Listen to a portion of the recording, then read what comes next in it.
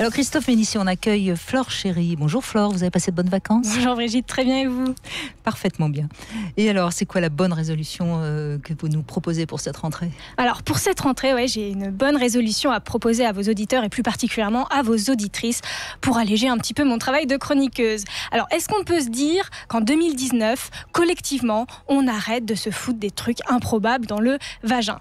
Quand je dis des trucs improbables dans le vagin, messieurs, je ne parle évidemment pas de votre bistouquette, même si certaines mériteraient largement cette appellation. Ne vous inquiétez pas.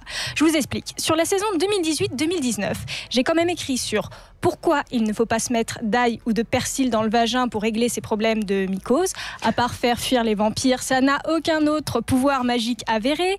Pourquoi il ne faut pas mettre de paillettes ou de déo à la fraise dans le minou? Oui, c'est chic, mais c'est chimique.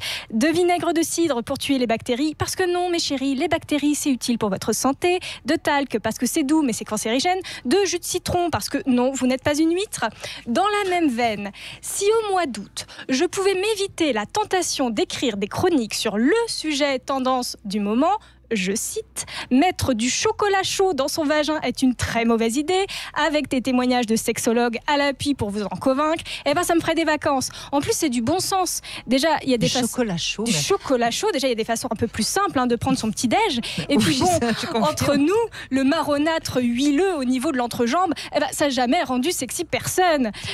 Votre vagin, et puis nous autres, sexologues, journalistes, animateurs, on va pas vous faire la liste à chaque fois de ce que vous pouvez ou pas vous mettre dans le vagin. Enfin, on a d'autres priorités. On va pas aussi vous parler de décapant, de liquide vaisselle, d'huile de moteur, d'azote liquide. Enfin, ça va quoi, votre vagin, c'est pas un pot-au-feu. Pas besoin d'y mettre un bouquet garni et du vin blanc pour qu'on ait envie de le bouffer.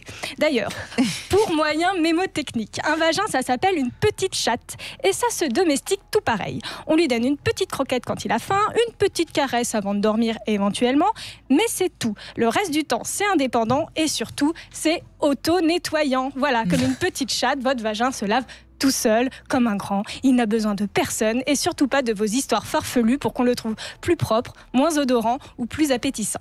Donc, à la rentrée 2019... Et comme ça, il va ronronner. Et voilà, il ronronnera très bien toute la nuit. Donc, à la rentrée 2019, on lui fout la paix. Et si vous ne savez pas quoi faire de votre temps libre, je sais pas, vous pouvez toujours tricoter des costumes miniatures pour les bites de vos maris. Vraiment, ça me fera rire et j'ai hâte d'écrire mes prochaines chroniques dessus.